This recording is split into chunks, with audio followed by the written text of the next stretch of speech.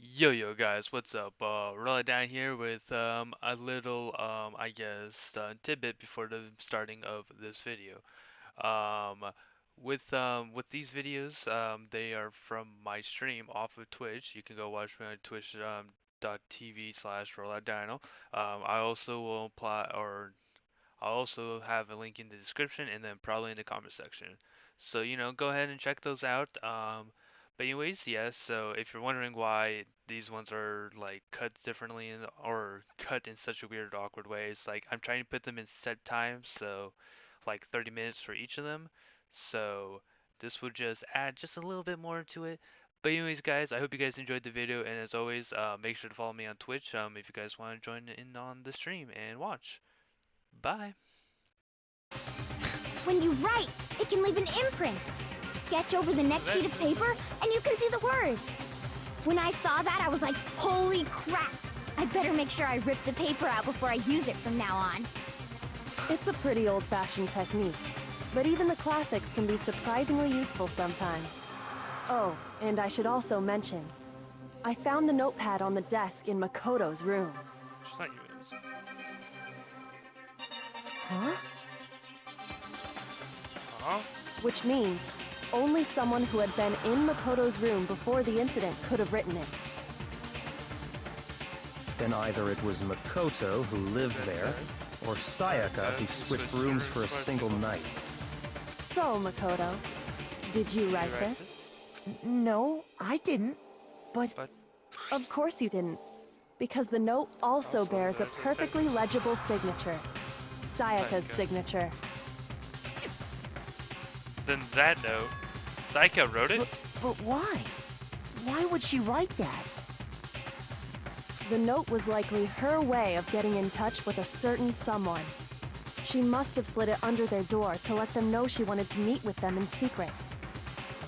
If you got an invitation like that from the ultimate pop sensation, what young man could resist? I could. Of course, I'm only into 2D, so it wouldn't have any effect on me. I don't think that's a lie, Yamada. But I can do we be think sure that's a lie. anyone even got this note? And honestly, even if they did, I do not think they are at all involved in what happened. Huh? What makes you say that? Would you like to hear what I have to say? So let's Very just well scare then. me. Pay attention. I like how they don't even put her real name. She just wants to go by Celeste. I want to go by Hina, but they don't put her as just Hina. Why is that? Sayaka and Makoto switched rooms, correct? Yeah. But in the note, the place they were asked to come to, it specifically says, my room. I see. Oh, did I miss So if that? someone read that note, then they would have gone to Sayaka's room. Exactly. The room that Makoto was staying in. So in other words, even if someone did read the note and did what it said, they would not have any connection to what happened. Okay. It certainly would seem that way. What one do I have to hit? So it's not that one. Sayaka and Makoto switched rooms, correct? But in the note, the place they were asked to come to, it specifically says, my room. So it's the first one. Shoot! Sayaka and Makoto switched rooms, correct? Is it not? Shoot! So I got it right the first time, but I missed it? Sayaka and Makoto, but in the note, it specifically... I see. So then they would have gone to Sayaka. Exactly. The room that Makoto was staying in. No, that's wrong.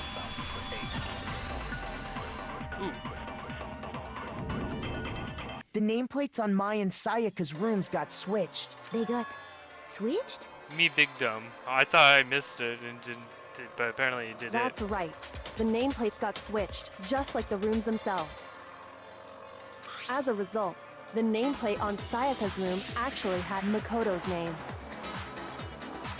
And the nameplate on Makoto's room had Sayaka's. So what you're saying is, the room Sayaka was staying in was actually marked as her room. Then, if someone did do what the note said, they would end up at Makoto's room where Sayaka was. Plus, their rooms are right next to each other, so switching the nameplates would be no problem. And the one who switched the names was...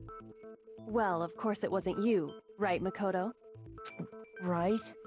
Okay, then who did it? The only person who could have switched nameplates, the only person who knew we had switched rooms. I got it! Well, it had to have been Sayaka. Me and Sayaka were the only ones who ever knew about us switching rooms. So the only other person besides me who would even know to switch the nameplates was Sayaka. You can also infer as much from her note.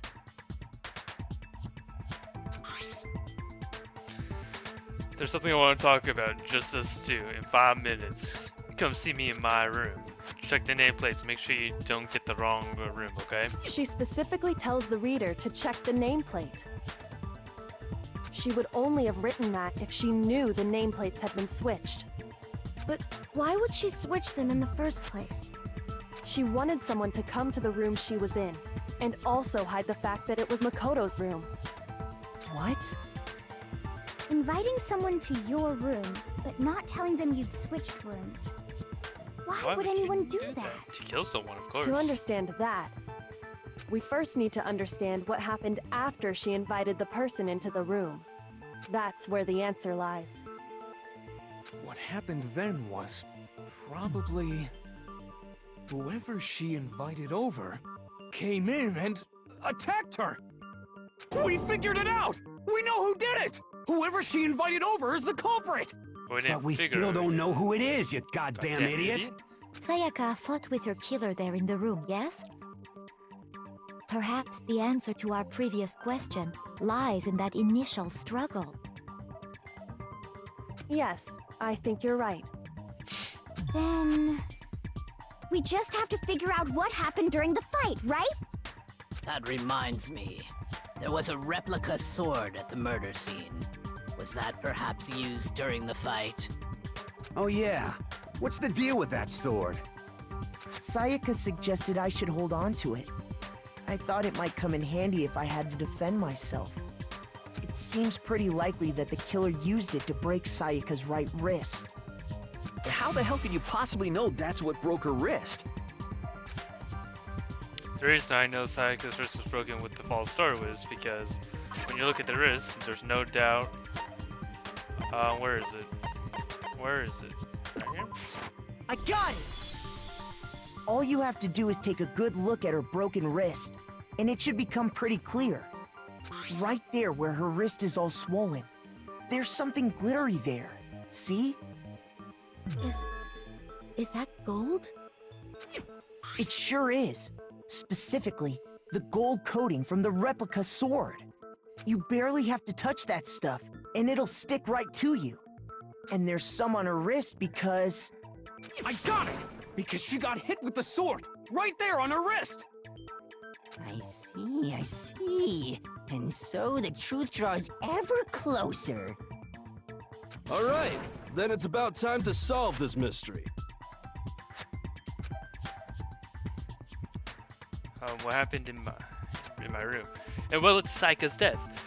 That's what we need to make clear. There's a bit more about non-stop debate. Would you like to hear more? Oh, absolutely. I always like to hear more. Are you getting to non-stop debates? Starting with the next debate, you'd be starting to load multiple. Okay. Just because they're weak points, only one of these bullets can actually refute the proper same. In other words, from here on out, you will have to combine the truth bullets with the right weak spots to refute each statement. If you come up with the wrong combination, you'll take damage to your influence gauge.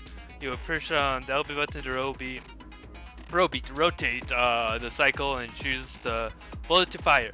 Press and release LB to cycle through each bullet, or you can hold down LB to use the left stick to select a specific bullet. By the way, if your logic difficulty is set to kind, fewer bullets will be loaded into the cylinder. For our purpose this time, the logic difficulty would be set to mean. Well, then good luck and have fun. Wait. You can't do this to me. Okay, replica sword, kitchen set, replica sword. Oh. When the fighting broke out, the culprit grabbed the sword, and that's when the first blow was dealt. A sword-based sneak attack. And that's what broke Miss Mizono's wrist. Okay. So she tried to fight back. She grabbed the kitchen knife she had hidden away. But then the culprit took that from her too. And they killed her with it. And that's exactly what happened. Oh, I think I know what we need. If the person with the sword really did attack first, then no explanation for how the certain part of the sword got damaged.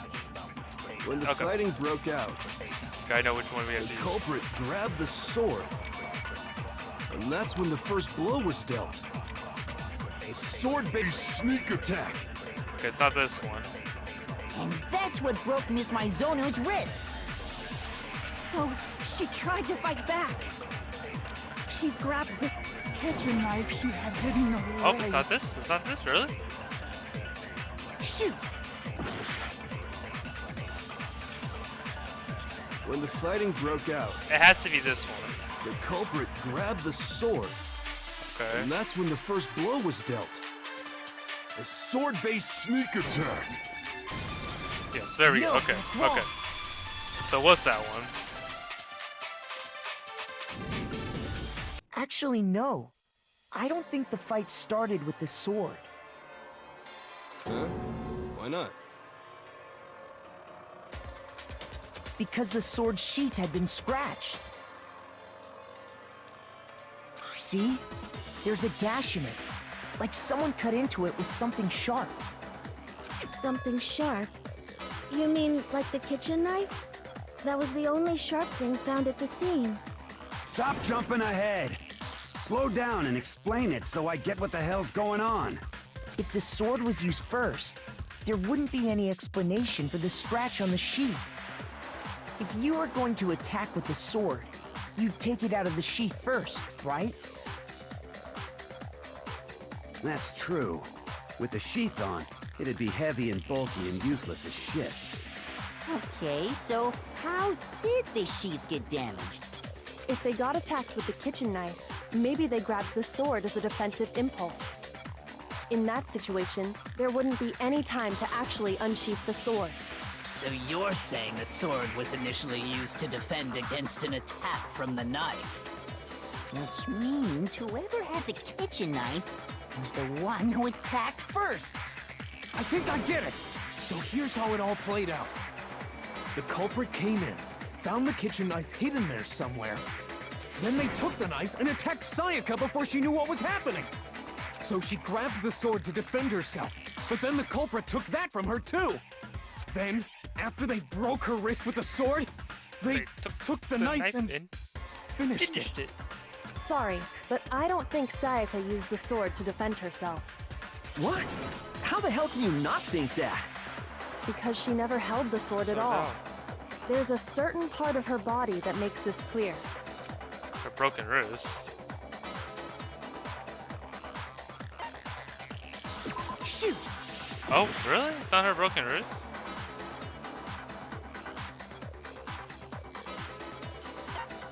Her palms, yes, that's right, because it would You're have... talking about her palms, right? I'm dumb. The palms of her hands were perfectly clean, so I don't think she ever picked up the sword. How can you know that just by looking at her palms? Like I said before, the gold coating on that sword comes right off. All you have to do is touch it. In fact, if you look, you'll notice that a lot of the gold has already come off the handle. It's safe to assume that's because whoever used the sword got some of it on their hands. There's really no way she could have picked it up and come away completely clean. Maybe she washed her hands after she escaped into the bathroom. Sorry, but I don't think so. Why do you say that? Is it because you think I'm ugly? Yeah, pretty much. No, that's not it at all. There's no way Sayaka's gonna go around because a certain regulation that talks about what happens.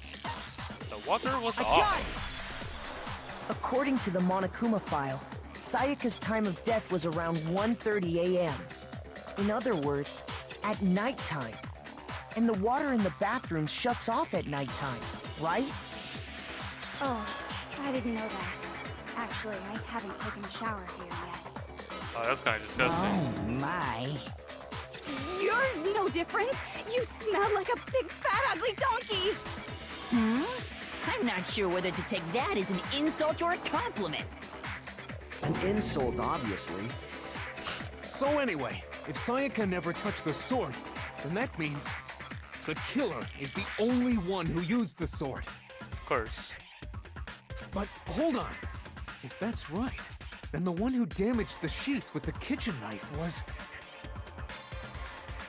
The one who damaged him was Sayaka herself. I got it! Sayaka? She had the kitchen knife? Yeah, she's just gonna kill you. But we already said that the attack started with... The person with the knife attacked first, and the sword was used as an impromptu defense. Then the one who attacked first was...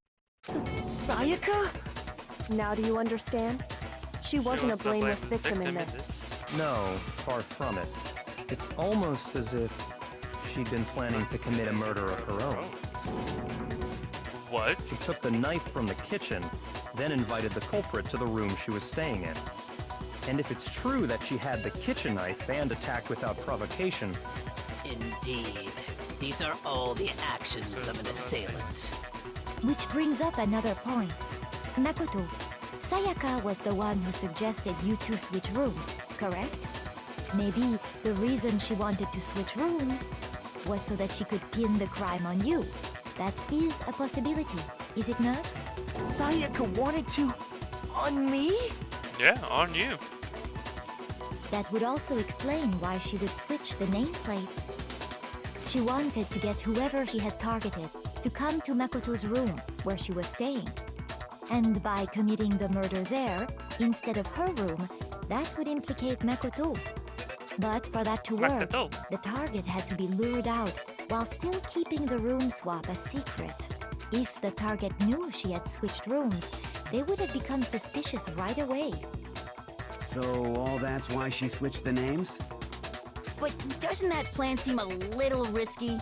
For one thing, even if her plan worked, Mr. Naegi would just tell everyone they'd switched rooms. I don't know.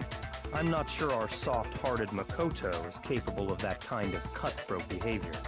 I'm sure Sayaka realized the same thing, which is why out of all of us, she asked him to switch rooms. It's getting a little bit hard in here. Plus, she was the ultimate pop sensation. A totally forgettable kid. Or a national superstar. Who are you more likely to believe? Wait, then you're saying she had this all planned out?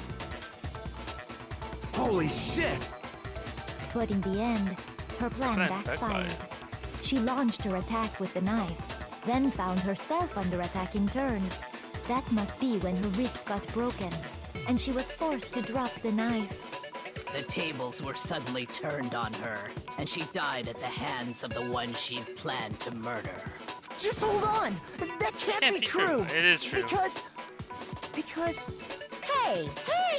You guys have totally derailed the argument. You're being super boring right now. Come on, hurry up and decide who did it. Wouldn't it be awful if I had to punish you all just because you ran out of time? Oh yeah, we gotta decide who we think did it. Makoto, right now you just need to concentrate on figuring out the answer to this mystery. If we can't uncover why does it have to be? Why couldn't it be you, Kirigiri? You already know it. Is it really all over? Obviously, I'm committed to finding out who killed her. But what can I do? I mean, as far as clues go, there's nothing left. Oh, there's plenty of clues left. Dying message. It's easy just to say, hey, decide who did it. But there just aren't any more clues, right? No, that's wrong. Can't trick me like that. There still might be one clue left. Sayaka's dying message. Dining? Wait, what did you say? The dying message. She wrote something on the wall behind her, remember? 11037. Written in her own blood. There must be a clue about the killer hidden in there. Well, before we get too far into that, I need to ask, can we really be sure that Sayaka is the one who wrote it?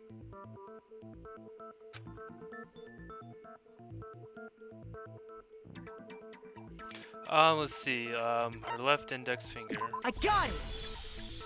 Her left index finger had blood on it.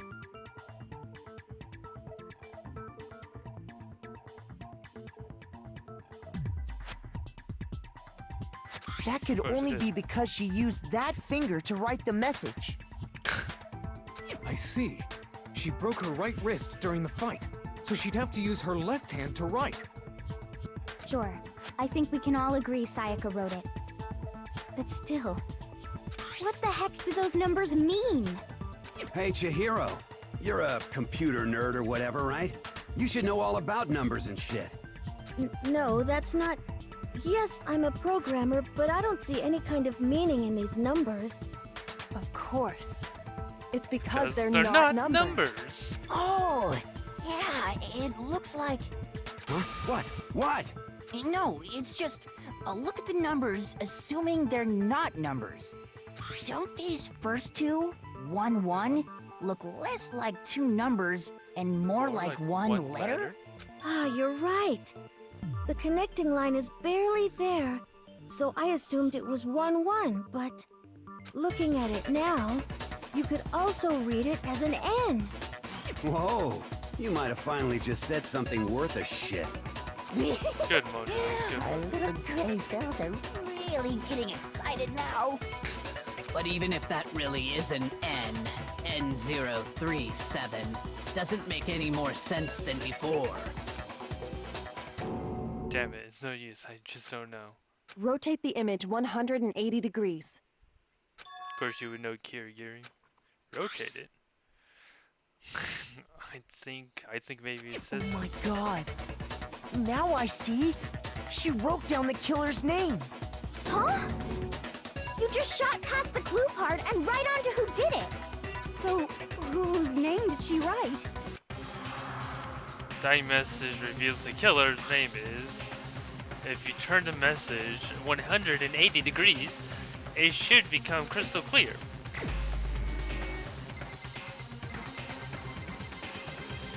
Where is he? Where is he? Wait, can I actually?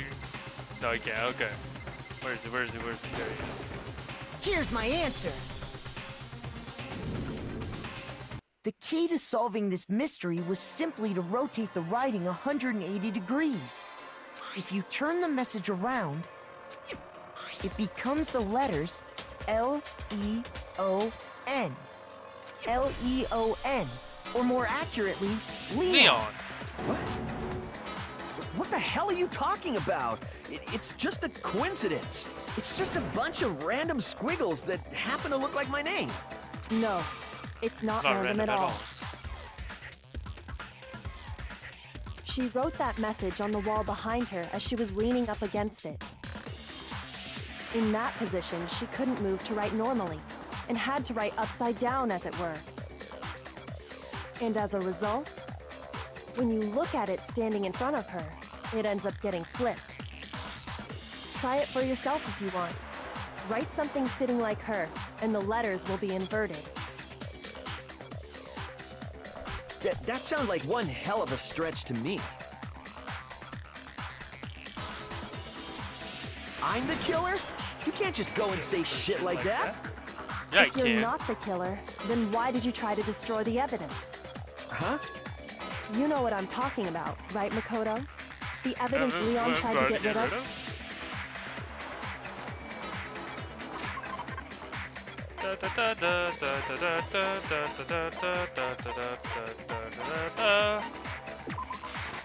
got it! I get it!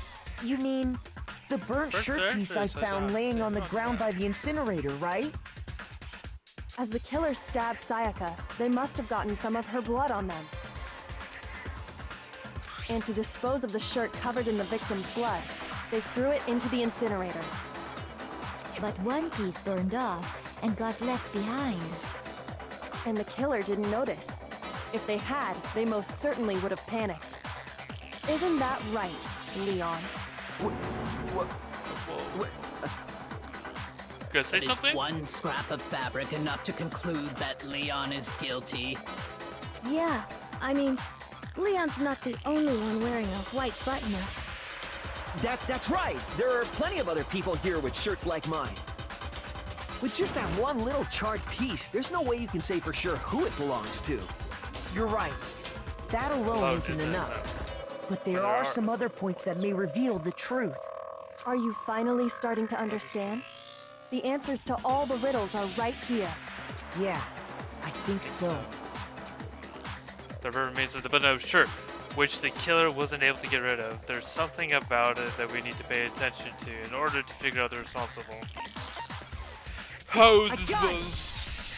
If we look closely at how the shirt was disposed of, we should be able to figure out who the killer is. Oh yeah, that's a good point. I think I know what you're gonna say. You can't reach the incinerator without opening the gate in front of the trash room, right? And obviously, you wouldn't be able to hit the switch to turn it on either. You'd need the key to get in, and the one with the key was the person on cleaning duty. So the killer had to be whoever was in charge of taking care of the trash, right? Interesting. Poor Yamada. No, that's wrong. There's another way to use the incinerator without being the one on cleaning duty. And that exactly will prove, and that's exactly what proves that Leon is the real killer. The crystal ball! Why is it on this? I'm not unkind, am I? The key to the trash room. Whoever was on cleaning duty must have had it, right? Nope. Okay. So it's not that one. I'm just a dummy. I'm just a dum-dum. The key to the trash room. Whoever was on cleaning duty must have had it, right? So the only one who could get to the incinerator was the person in charge of the trash? Really? Really? Shoot! Okay, I'm just a dum-dum. The key to the whoever was on... So the only one... the person in charge of the trap? And you'd have to get close to the incinerator. Oh. Oh, no, we didn't. No, that's wrong. Oh, I'm smarter than I was 2 seconds ago. Hold on. I think I know how someone could dispose of the evidence without using the trash room key. But if you can't get past the gate, you couldn't possibly turn on the incinerator, could you? Yes, you could. If you used this. What is it, some kind of glass ball? It's busted to hell.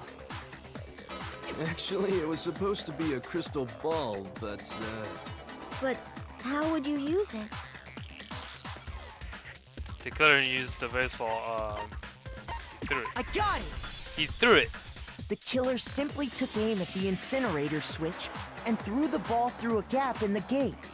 Gotta change the difficulty. All they had to do was hit that switch, and the incinerator would come to life. Someone threw a gap in the gate? Remember what you said before, Hifumi? Huh? Someone turned on the incinerator? Very strange. I'm quite certain it was off last night. I was down here. Perhaps it was the work of a fairy.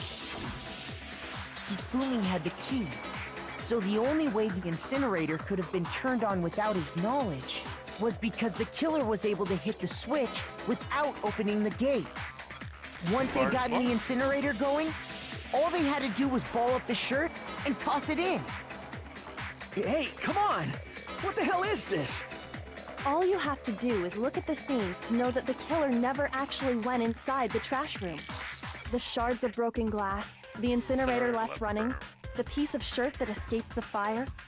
If the killer had been on cleaning duty, the evidence would have been taken care of much more thoroughly. Wait, no, just hold on. No, well, But the Leon distance from the gate to the incinerator has to be at least 30 feet, right? The pinpoint accuracy you'd need to throw a glass ball that far and hit something that small. Could someone really do that? That's right. There's no way. It'd be impossible. But you're the ultimate baseball player. Difficult, absolutely. Impossible? I don't think so. Because the killer is... I wouldn't have much challenge for all if the killer was the ultimate baseball star. Because the killer is the ultimate baseball star. Isn't that right, Leon? Do you have any idea how stupid you sound right now? A target 30 feet away would surely be little challenge for the ultimate baseball star. You can't be serious. Alright. I'm not the killer! These goddamn shifter brains have got it all wrong, I'm telling you! You still won't admit it? Okay then. Makoto, go ahead and review the incident one more time to make his crime perfectly clear. And with that, we can end this. Listen to me! What the hell do you mean, end this? Say what you want, Leon. But all the questions have been answered. And the truth has been revealed. Now here's what happened.